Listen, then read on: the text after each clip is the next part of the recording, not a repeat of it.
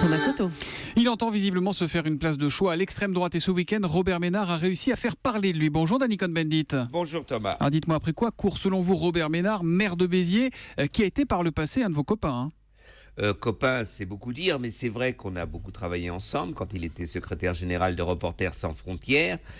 Il a été un militant donc de la lutte pour les droits de l'homme et en tant que ça, par exemple, on a fait des actions sur la Chine et d'autres pays où il y avait une répression. Donc c'est vrai, c'est un type assez bizarre, hein, Robert Ménard, parce qu'en fait, il a un peu le problème de son histoire, d'où il vient. Son père, donc catho, pied noir, communiste, puis OAS, eh bien c'est la même chose pour Robert Ménard. Dans sa jeunesse, il a été anarchiste, puis trotskiste, puis socialiste, puis il a tout été. Il a eu la Légion d'honneur par Bernard Kouchner, et puis tout d'un coup, il s'est envolé.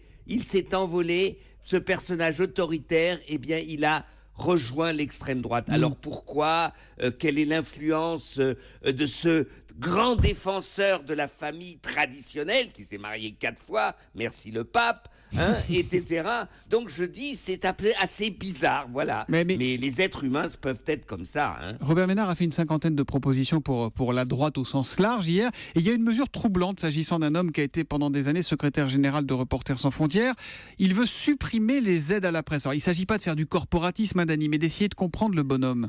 Ben oui, mais c'est ça que il est ultra-libéral et c'est ça qui le met en opposition à la position chevènementiste donc du Front National aujourd'hui. Et d'ailleurs, c'est très intéressant parce que Robert Ménard, quand il était au PS, était de la tendance chevènement. En fait, Philippot, Ménard, c'est des ex-chevènementistes qui se battent, l'un reste fidèle donc au colbertisme national de chevènement, Philippot, et l'autre, eh bien, il devient de plus en plus ultralibéral. Et contre la presse, c'est aberrant. C'est des aides à la distribution, et je crois que c'est normal. C'est un héritage d'ailleurs de 45 et de la résistance. Dernière question rapidement, à la fin de son rassemblement ce week-end, il a entonné le chant des partisans qui rappelons-le, était l'hymne de la résistance pendant l'occupation nazie.